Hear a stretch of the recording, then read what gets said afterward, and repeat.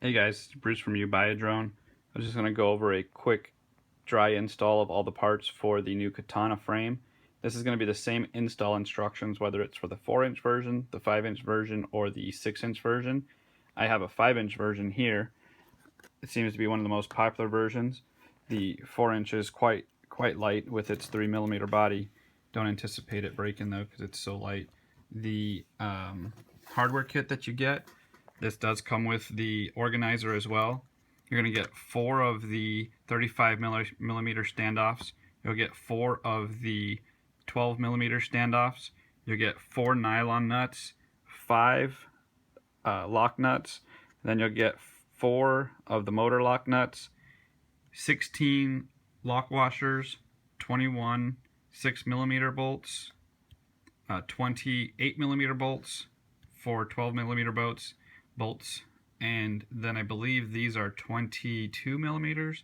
I would have to check the exact size of these. And then you'll get the Velcro strap along with the neoprene rubber to help the battery stay in place.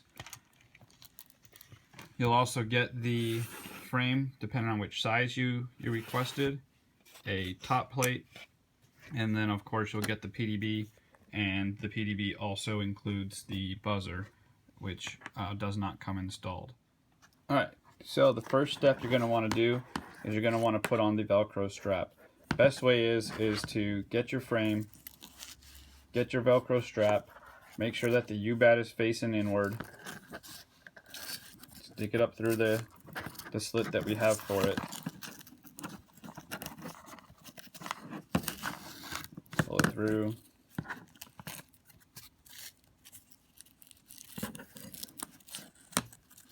Sorry, I got off frame a little bit, just trying to do the camera myself.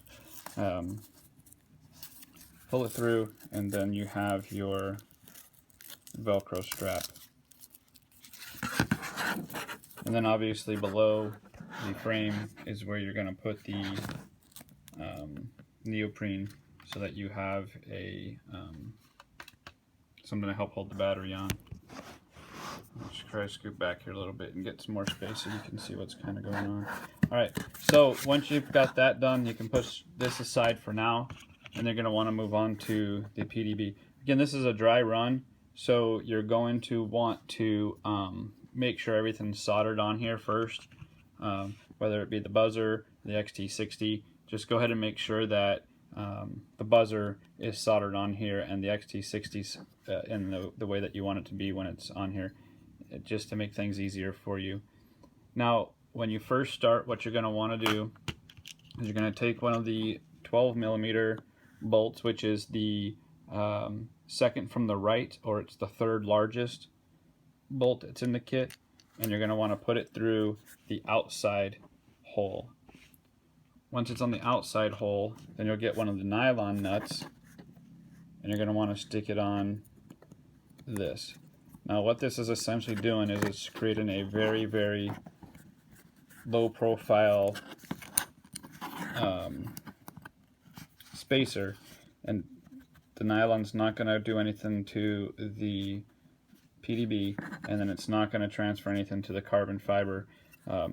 And then the top has enough space around the holes that your head of your bolt won't touch any of the conductive surfaces of the PDB. So you want to do that for the rest of them, all on the outside.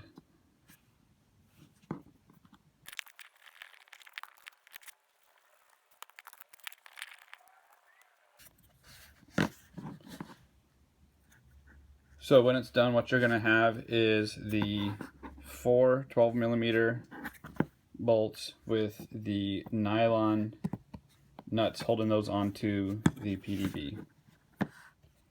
So now that the PDB is done, the next step is going to be putting on the bolts that are going to hold the flight controller on. That's going to be the longest bolt that's in the kit. So you're going to put one through, and you're going to see it's quite large, and you'll see why in a second.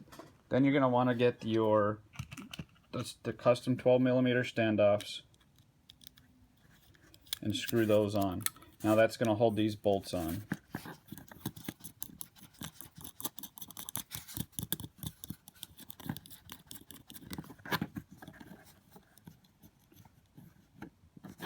So that would be the first one that's on there.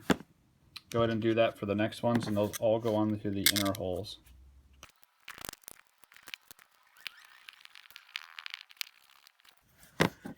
And so then when you're done, that's what you're going to have. You're going to have your 4 outsides with the 12mm bolts, and you're going to have the 4 insides with the 22 or 25mm bolts. From this point here, you can start soldering your things that you need to solder or anything like that. Once this step is complete, what you can do is you can start working on the standoffs, or excuse me, your flight controller. So I've got one of our Ninja 32s here. The only thing you're going to want to make sure of with this is the way that it's clocked. If you have it clocked in the traditional manner, you might not have an ability to get to the USB in the back. If you have it clocked this way, with the USB this way, you might have a problem getting your USB in with the buzzer. So what I would suggest doing is either putting the USB out front, or putting the USB out to the, I guess, right side looking from the top, or it would be the left side if it was the front looking that way. But anyways, just make sure that it's clocked. I guess the best way would be that you have access to the USB. Now, of course, the tolerances are different between every machine, so some might slide right on because of the way that you got it, and some might just be off a little bit. Don't worry about it. Just make sure that you apply even pressure down the whole thing and that it seats good on these standoffs. Now, like I said before, you're going to wanted already to have all your soldering done, because you don't really have access to those areas any longer once this is stacked. It's just like any other build that you would have done. You would be on top of the power distribution board once the flight controller goes on. So now that that's on, then you'll want to take your 35mm standoffs and screw those on.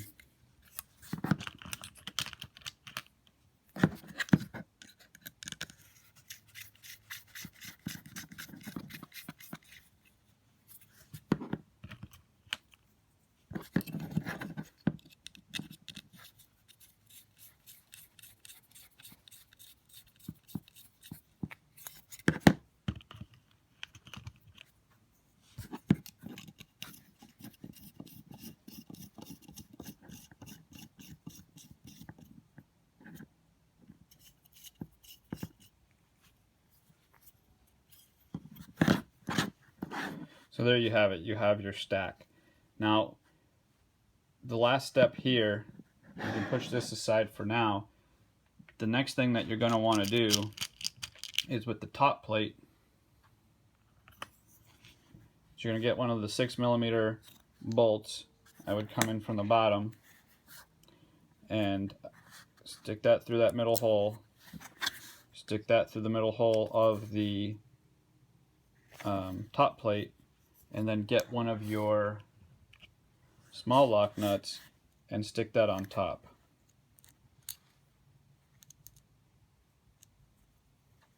You could go the other way, but you might run into an issue with the camera hitting here if you're down. You pretty much can't use this hole. You can use the middle hole and that hole, and of course if you use that one, the bottom hole, it's going to be like that. So the bottom hole is going to get you more angle, and the middle hole is going to get you a little bit less. You'll just have to see what you like and how it fits for you. I have a nice little wrench here that fits this nicely.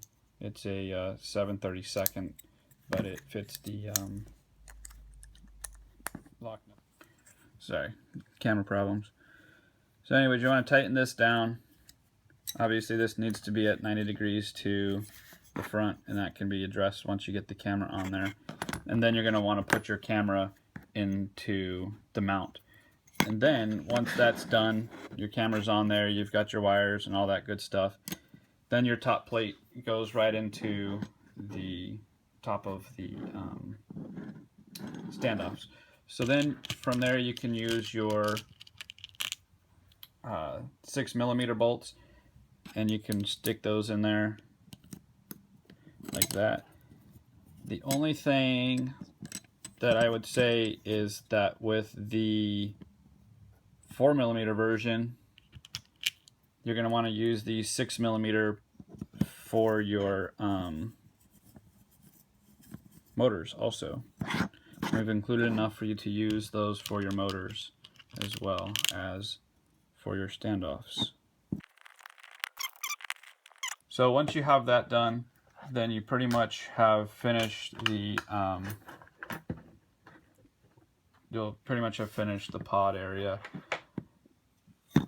The last thing is here, the top section here is where you're going to put your video transmitter. You'll stick your SMA through there and you can screw it down. Now you can either, can't show you the other side of this one. This is a prototype video transmitter that we're working on. But what you'll do is you'll stick it through this hole. Sorry, camera problems again. Looks like the holes on the production versions are a little bit tighter than they were for the standard version. So what I would suggest doing is just opening on that hole up. No, it's fitting. I just couldn't get it through the other side. There we go. Just has to wiggle through.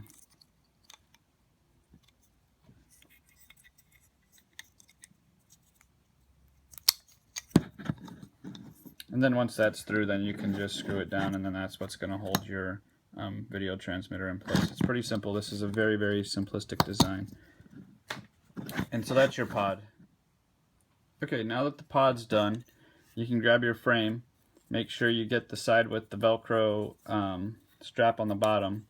The top side, you'll just want to fit the 4 holes from the outer part of the frame to your bolts that are sticking through.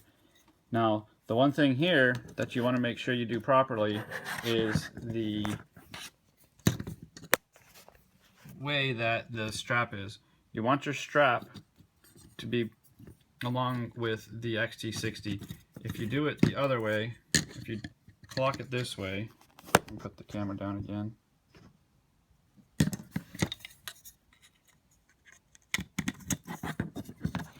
If you clock it this way, when you put your battery on, your battery is going to hit your XT60s, so that's not the way to do it. So again, you just want to make sure that when you put your pod on, that the Velcro strap is along with the XT60 like that. From here, you're just going to take it, flip it over, get your small lock nuts, and then that's going to hold the pod onto the frame.